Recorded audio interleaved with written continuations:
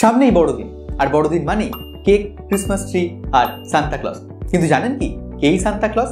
Santa Claus আসলে হলেন একজন খ্রিস্টান ধর্মযাজক সেন্ট নিকোলাস, যিনি জন্মেছিলেন 270 খ্রিস্টাব্দে এখনকার তুরস্কে। তিনি তার সমস্ত সম্পত্তি বিলিয়ে দিয়েছিলেন গরিব দুঃখী মানুষের মধ্যে।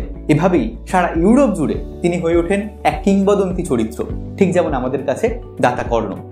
1773-74 খ্রিস্টাব্দ নাগাদ মার্কিন সংস্কৃতিতে হঠাৎ সেন্ট নিকোলাস জনপ্রিয় হয়ে ওঠেন এবং তার জনপ্রিয়তা আরও বৃদ্ধি পায় যখন 1809 খ্রিস্টাব্দে ওয়াশিংটন আরভিং, একজন জনপ্রিয় মার্কিন সাহিত্যিক, তাকে নিয়ে লেখেন নিউ ইয়র্কের ইতিহাসে।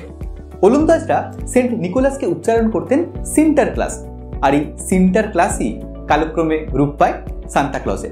কিন্তু আমরা যেভাবে সান্তা ক্লজকে চিনি তার সঙ্গে তো সেন্ট নিকোলাসের রূপ মিলছে না। 1 মিনিটের শর্টসে আর কত গল্পই বা বলবো, এটা তোলা থাক পরের শর্টসের জন্য।